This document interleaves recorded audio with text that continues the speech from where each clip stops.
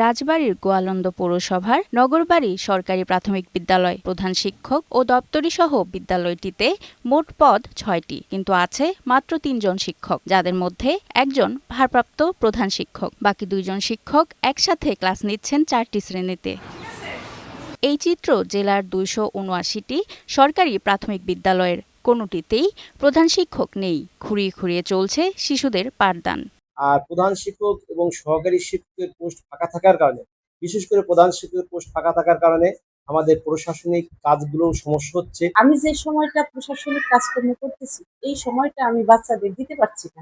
প্রধান শিক্ষক স্বল্পতার কারণে প্রথমে শ্রেণী পাঠদান ব্যাহত হচ্ছে, ফলে শিশুরা শিক্ষা থেকে বঞ্চিত হচ্ছে। সহকারী শিক্ষকরা ভারপ্রাপ্ত প্রধান শিক্ষকের দায়িত্ব পালন করায় বিভিন্ন জটিলতার সৃষ্টি হচ্ছে। ইতিমধ্যে আমাদের ম্যানেজিং কমিটি গঠনের কার্যক্রম চলছে।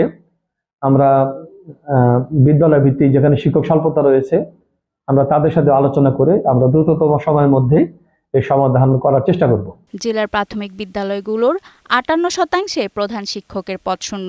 অচিরেই এই সংকট কাটিয়ে ওঠার কথা জানান জেলা প্রাথমিক শিক্ষা কর্মকর্তা। পদ শূন্য থাকলে সেটা প্রধান শিক্ষক হোক বা সহকারী শিক্ষকেরই হোক, পাঠদানের উপরে এটা প্রভাব ফেলে। আমাদের অচিরেই সমস্যার সমাধান হবে আশা করছি। দ্রুত সময়ের মধ্যে যাবতীয় জটিলতা নিরসন করে কোমলমতি শিশুদের শিক্ষা কার্যক্রম স্বাভাবিক করার দাবি সবার। আরিফা শিকদার, বৈশাখী সংবাদ।